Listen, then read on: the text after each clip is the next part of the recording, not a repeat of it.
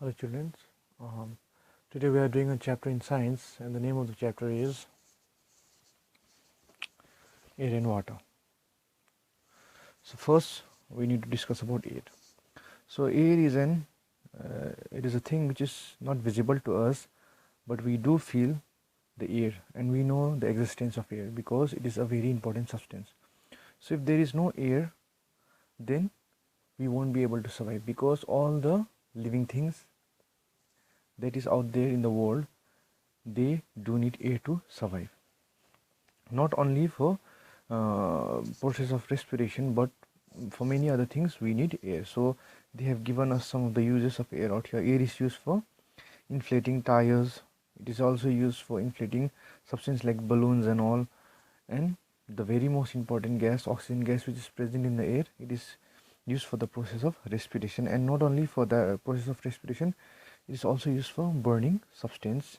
And inside the air we also have other gases like carbon dioxide, with the help of which plants are able to make the food. So these are the so inside the air we don't have only one gases, but we have mixture of many other gases. Now we are going to see what are those gases. So composition of air. Now air is, as you can see in the diagram, we have 78% of nitrogen, 21% of oxygen, and 1% of other gases. Now this 1% of other gases contains a mixture of many gases which is present within the 1%. Now we are going to see the gas oxygen, which is very important for human beings. It is present in 21%. Then we have nitrogen gas, which is 78%. You might be thinking why nitrogen is 78%, but it's the percentage out there given out there is a balanced percentage. So we are going to see some of the uses of nitrogen as we proceed the chapter. And in 1% we have gases like carbon dioxide, argon, helium, neon, hydrogen, and ozone. So these are all important gases. Now out here it is showing us some of the uses of nitrogen. So it says that nitrogen does not support burning. So if the percentage of nitrogen, what it does is it helps in control of burning. So because of the presence of nitrogen, whenever we are burning things, those things are burning under control. So suppose if there was no nitrogen out there, then we could not have controlled the fire. And not only controlling fire, nitrogen is also used by plants to make the food. So it is a very important ingredient. So in higher classes you will be knowing which are the compounds formed with the help of nitrogen, which is very important for plants in order to make food. So these are some of the uses. Then we are going to the next topic, that is atmosphere. Now atmosphere is an invisible blanket. So it surrounds the earth and it has all the important gases out there which protect us from other substances. So what an atmosphere does, it mainly protects the earth from many important things. So one of the very important reason is it protects the earth from sun's direct ray. So the rays of the sun which we are getting, those are not the direct rays from the sun. Those are filtered rays, and those are done with the help of this atmosphere. So because of that, the air which the rays of the sun which we are getting is very good for us. Suppose if we could have get the direct rays of the earth, it would rays of the sun, it could have been harmful. So what it does, this atmosphere also prevent the escape of heat. So usually it acts as a blanket. So what a blanket does, it keeps us warm inside the blanket. So same way atmosphere also keeps us warm inside the earth. So it acts as a blanket.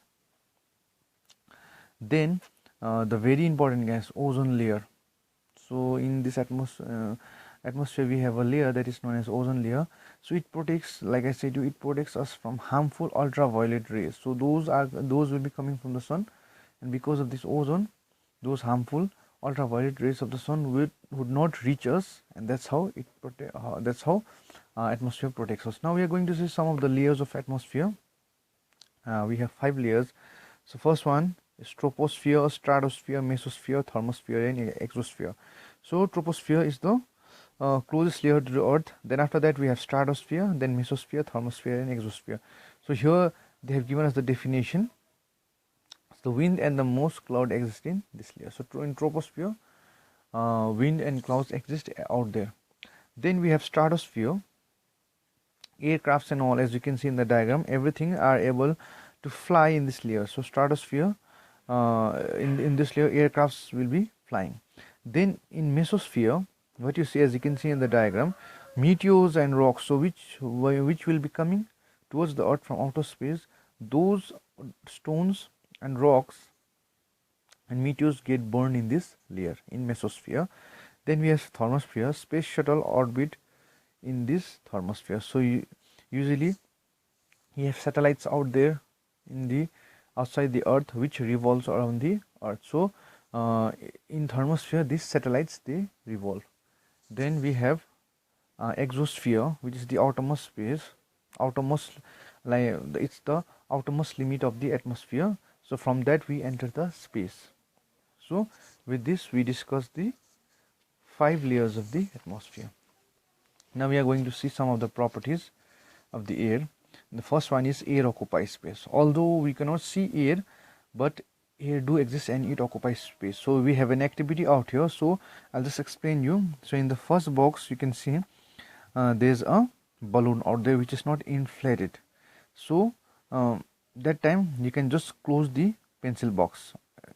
But as soon as you inflate the balloon, as you can see in the second picture, the balloon is now inflated. Now if you try to close the box, it will not close. This proves that air exists. And while the balloon is inflated, it is inflated with the help of the air from your mouth. Now next one, it shows air has mass. So although we cannot see, but air do have mass. Okay. So we also have an activity out here which proves that air has mass. So I'll just explain you. We take a ruler, and into the ruler we just inflate 2 balloons and tie that balloons at the end. Now keep it in a higher position, like keep that ruler at the top, in which at the 2 ends you have tied the balloon. You will see that ruler will balance each other, but as soon as you prick one of the balloon, it will burst and you will see that ruler will fall down. This proves that air has mass. Now air exerts pressure. Now we also know that since we cannot see air, but it do exerts pressure. Now the very simple experiment would be while inflating the balloon. So as soon as you start inflating the balloon with your mouth, what happens? The air inside the